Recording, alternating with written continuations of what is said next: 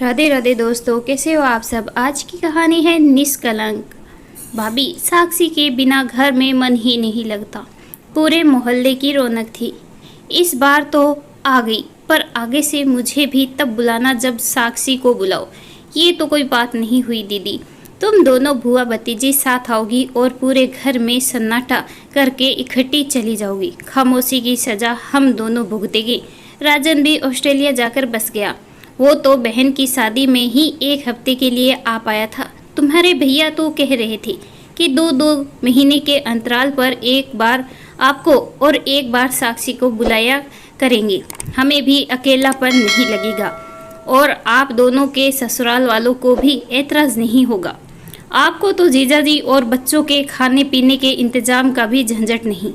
बड़े संयुक्त परिवार का यही तो फायदा होता है। नंदा 2 दिन पहले ही अपनी भतीजी साक्षी के विवाह के बाद पहली बार अपने मायके आई थी, पर हमेशा चहकने वाली साक्षी के बिना घर काटने को दौड़ रहा था। एक दिन तो नंदा ये सोचकर चुप रही कि मन में लगने वाले बात भाभी को अच्छी नहीं लगेगी, पर अगले दिन तो चुप रहते रहते उसके मुंह से खुद बेखुद निकल ही गया कि साक्षी के बिना घर में मन नहीं लगता। अब तक तो पूरे मोहल्ले में बता आती, मेरी बुआ आई है, मिलने कब आओगी, और पड़ोस की औरतें पहुंच जाती। 2 दिन से आई हूँ, पर मजाल है कि मुझसे मिलने परिंदा भी फटका हो। सब बच्चों की माया है भाभी।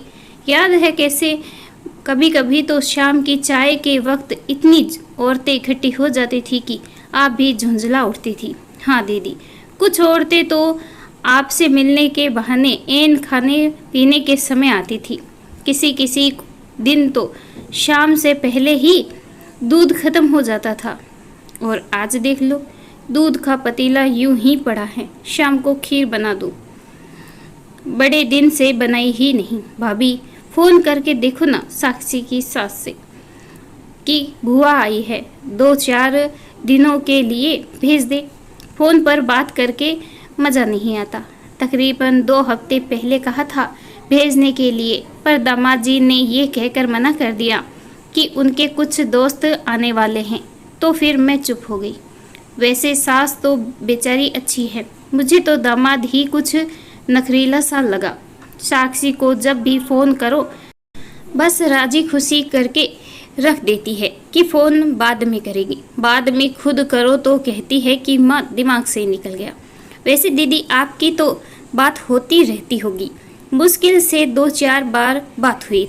नई रिश्तेदारी है, मन में संकोच सा रहता है। साक्षी को कहा था कि बेटा तू ही कर लिया कर जब मौका मिले। अच्छा ना दीदी, अपनी बच्ची से बात तो करेंगे ही, संबंध थोड़ी तोड़ लेंगे। घर गृहस्थी में टाइम तो कभी मिलता नहीं, खुद निकालना पड़ता है। दोनों ननंद भाभी बातें कर रही थी कि फ़ोन की घंटी बजी। नंदा फुर्ती से उठी और फ़ोन देते हुए बोली, लो भाभी बात करो, साक्षी का है। हाँ बेटा आजा, तेरी बुआ भी आई है। अभी फ़ोन करने की सोच ही रहे थे। विवेक के साथ आएगी या तेरे पापा को? अपने आप। क्यों? चल आजा, कल सुबह। ठीक है।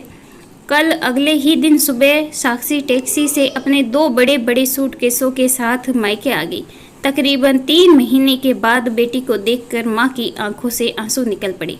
ये कैसी हालत बना रखी है, इतना गहना कपड़ा चढ़ाया दोनों तरफ से, फिर भी हाथों में एक एक कांच की चूड़ी। अपने कंगन क्यों नहीं पहने? चेहरे पर छाया पीलापन, पिचके घाल। छोड़ो ये सब, इनसे क्या होता है माँ, बात बता क्या हुआ? दीदी 1 गिलास पानी दे दो इसे।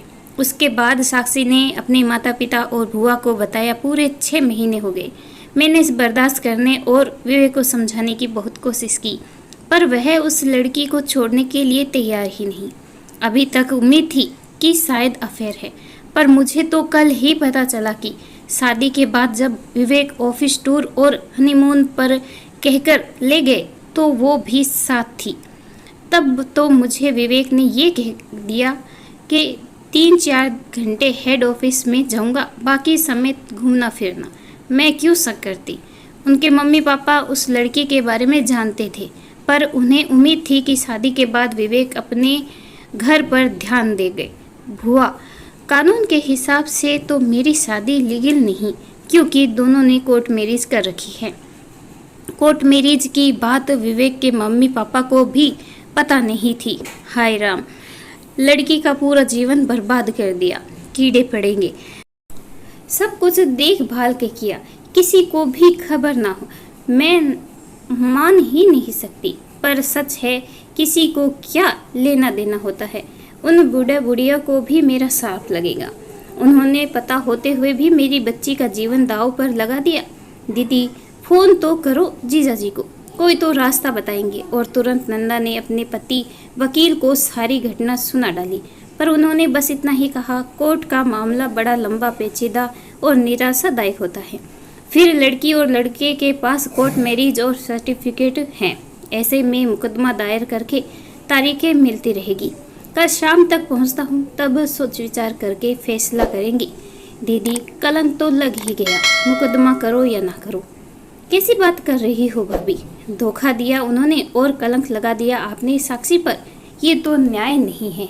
लड़के वाले इससे ज़्यादा क्या करते?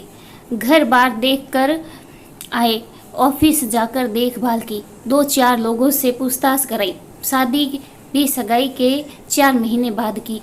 अब किसी के अंदर क्या है कैसे पता चलता? विज्ञापन के जरिए हजारों लोग शादियां करते हैं। बस समय की बात है।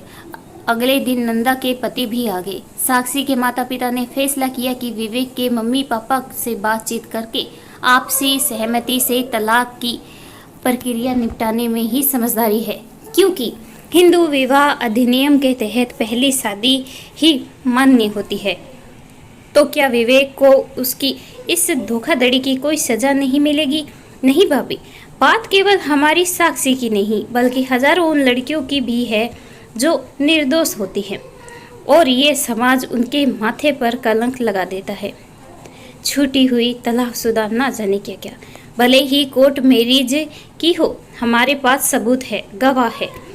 मजाक बनाकर रख दिया। सुनो साक्षी, तुम्हें शर्मिंदा होने की कोई ज़रूरत नहीं।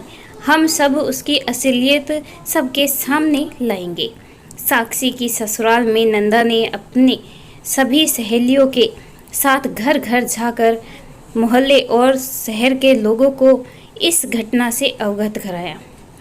महिलाओं के जन समूह ने विवेक के घर के बाहर धरना दिया, पूरे शहर में प्रदर्शन किया, और अंत में सास ससुर तथा विवेक को पुलिस ने धोखाधड़ी के आरोप में गिरफ्तार कर लिया। शादी मान्य है या नहीं, ये विचार तो बहुत पीछे छूट गया था, क्योंकि विवाह तो 2 आत्माओं का मिलन होता है, और आत्मा तो बहुत पहले ही छिन छिन हो चुकी थी। साक्षी मामले में लोगों की एकजुटता और गवाही ने जहां विवेक को सलाखों के पीछे पहुंचा दिया था, वहीं उसके माता पिता को अपनी सोच और कृत्य पर न केवल शर्मसार थे, अपितु सजा के हकदार भी बने। उसी दौरान साक्षी की मुलाकात नंदा के पति के अधीन इंटर्नशिप करने वाले ऐसे युवक से हुई जिसने स्वयं आगे बढ़कर साक्षी का हाथ मांगा। बुआ, अब मन नहीं करता, डर लगता है, अगर फिर कुछ ऐसा ही मिला तो। पागल है, 5 उंगलियां बराबर नहीं होती बेटा। अपने पापा को देख, अपने फूफा जी को देख, फिर 3 साल से तो मैं उस लड़के को जानती हूँ। ऐसे घबरा कर काम नहीं चलता। नंदा की कई महीनों की अनकथित मेहनत के बाद राघव ने साक्षी के सूने जीवन को रंगों से भर दिया था। इस कहानी के बारे में आपकी क्या राय है, कमेंट करके ज़रूर बताइएगा। कहानी अच्छी लगे प्लीज़ लाइक, शेयर और सब्सक्राइब करना बिल्कुल ना भूलें। धन्यवाद।